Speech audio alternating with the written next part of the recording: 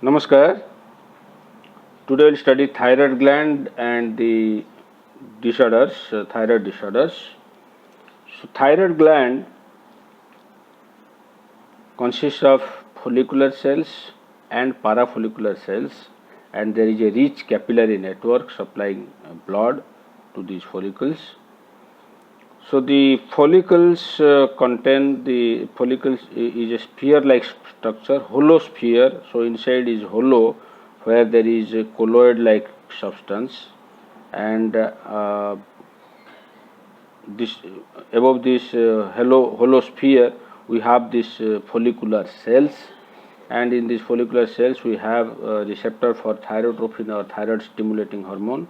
So TSH act on this receptor to synthesize the thyroid hormones, and then there will be release of the thyroid hormones.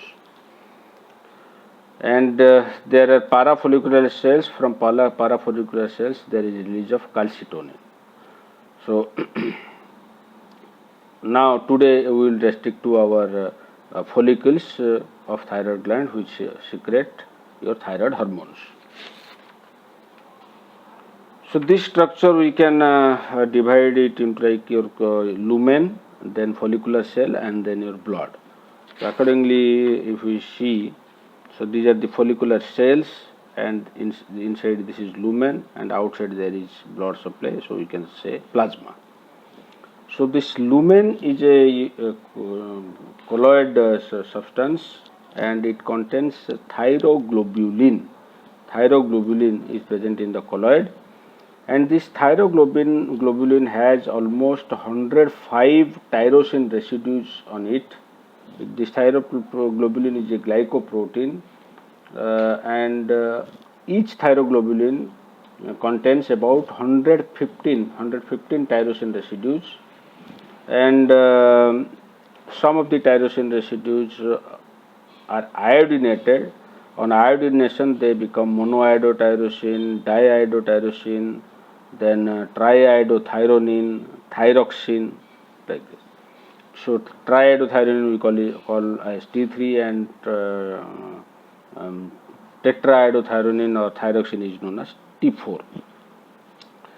So these tyrosine residues present on the surface of thyroglobulin are iodinated, so we need iodine, and in our food or diet we get this iodide, and this iodide is uptaken first into the follicle cell. Then this iodide is converted to iodine by means of thyroperoxidase in presence of hydrogen peroxide. This thyroperoxidase enzyme also causes the formation of tyrosine radical. So tyrosine is an amino acid. This is the structure of tyrosine. So one hydrogen will be replaced, it will become tyrosine radical, then iodine will be incorporated here, so this becomes monoiodotyrosine. So thyroperoxidase helps in conversion of iodide to iodine, tyrosine to tyrosine radical in the thyroglobulin surface, then they are iodinated to some to monoiodotyrosine, some to diiodotyrosine, some to T3, and some to T4. And then from the colloid this thyroglobulin is endocytosed into the follicular cell. In the follicular cell there will be lysozyme action, which will release all these T3, T4, MIT and DIT. MIT and DIT, monoiodotyrosine and diiodotyrosine, will become the source of iodide again, whereas T3 and T4 will be released into the blood circulation. So these are the hormones released from this thyroid gland. So let us see how this occurs. So tyrosine, by the action of thyroperoxidase in presence of H2O2, becomes tyrosine radical. Similarly, iodine is also converted to iodine by the same enzyme. Then there will be iodination, monoiodotyrosine. Further iodination becomes diiodotyrosine. Two iodine are iodinated. So diiodotyrosine in presence of monoiodotyrosine becomes triiodothyronine. This is triiodothyronine 1, 2, 3. Then diiodotyrosine in presence of another diiodotyrosine becomes tetraiodothyronine or thyroxine 1, 2, 3, 4 iodine. So in this way these thyroid hormones are synthesized. So if there is hyperthyroidism, then we can inhibit, to inhibit the synthesis, we can inhibit this thyroperoxidase enzyme, we can inhibit this uptake of thyroid iodide, we can inhibit the release of T3 and T4. So in this way we can destroy these follicular cells. Okay, so in this way we can treat hyperthyroidism.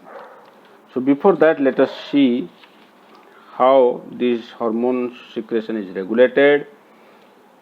So cold, trauma and stress are the factors which activate your hypothalamus to release the factor or hormone, thyrotrophin releasing hormone, which acts on anterior pituitary to secrete the thyrotrophin or thyroid stimulating hormone. This thyroid stimulating hormone acts on the thyroid gland to secrete T3 and T4, and they act on the thyroid hormone receptor to cause growth and development and metabolism. Then this thyroid hormone receptor is of two types, alpha and beta. Then this thyroid receptor alpha is of three types, alpha 1, alpha 2 and alpha 3. And thyroid receptor beta is of three types, again beta 1, beta 2 and beta 3.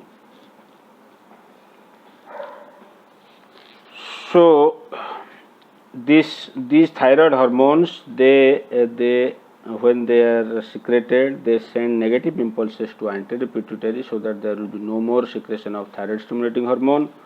And in this way, when there is increase in T3 T4, there will be less TSH. When T3 T4 increases, automatically they will send the negative impulses so that the TSH will decrease.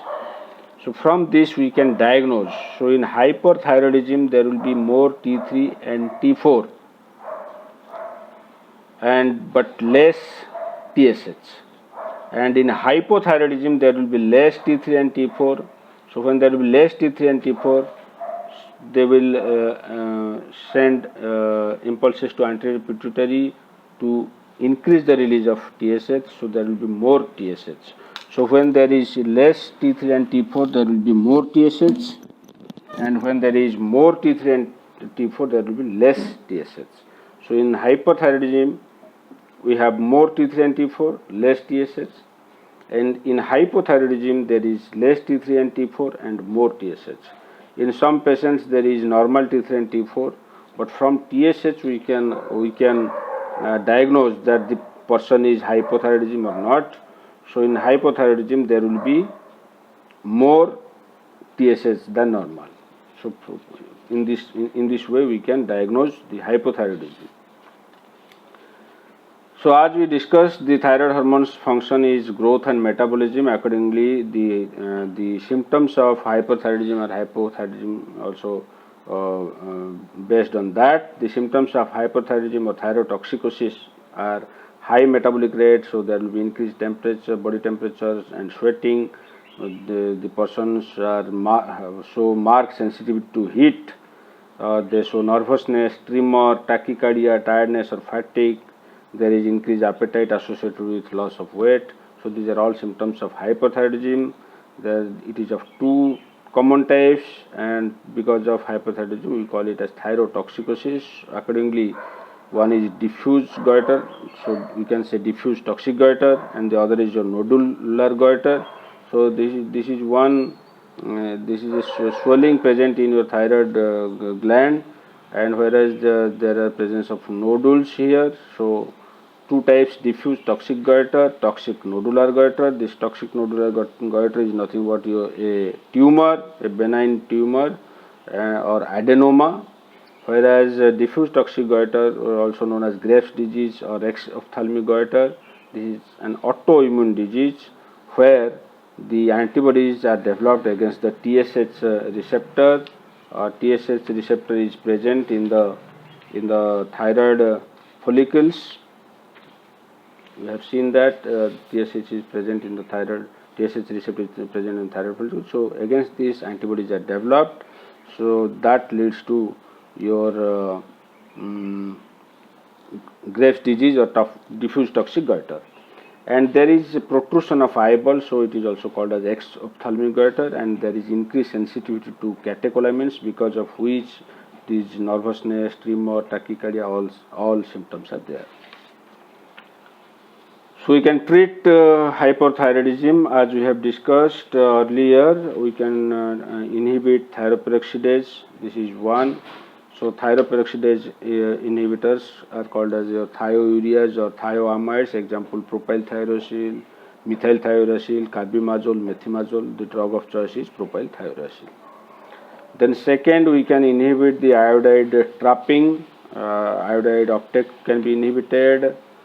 Potassium perchlorate, thiocyanate, nitrate are the examples.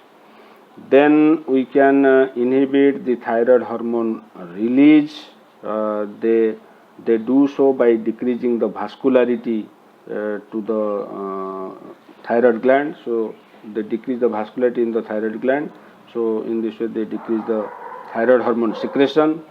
And drugs are iodides like sodium iodide, potassium iodide, Lugol's iodine, which contains 5% iodine dissolved in 10% potassium iodide solution. Then the radioiodine contains your two types of rays, your beta rays or beta particles, and gamma rays. And gamma rays pass through, but beta particles have a short range, so they remain there in the thyroid tissue and destroy the thyroid follicles. So the when the radioiodine is taken, the radioiodine is taken orally, and it is uptaken similar to your iodide into the thyroid follicle. In this thyroid follicle, it will emit the beta particles which have a short range, and it will destroy or kill this thyroid follicle. So there will be no thyroid follicle, so there will be no thyroid hormone. So in this way, hypothyroidism can be treated by radioiodine, which will destroy the thyroid tissue. And other drugs are there which provide symptomatic relief. As we know, there is increased sensitivity to catecholamines. So we can use your sympatholytic drugs like your beta blockers, adrenergic neuron blocker guanethidine, and also we can use glucocorticoids which can be useful against this protrusion of eyeball or ophthalmic goiter. Then hypothyroidism exists in two forms. In children it is cretinism, in adults it is mixed edema. So retardation of growth and mental deficiency are the characteristic features of cretinism. And in mixed edema, it is called mixed edema because there is thickening of skin, and there is also low metabolic rate, slow speech, deep hoarse voice, lethargy, bradycardia, sensitivity to cold. And the other form of hypothyroidism is Hashimoto's thyroiditis, which is an autoimmune disorder against thyroglobulin.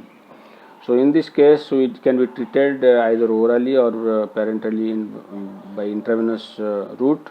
Thyroxine is given orally, and liothyronine or T3 is given intravenously.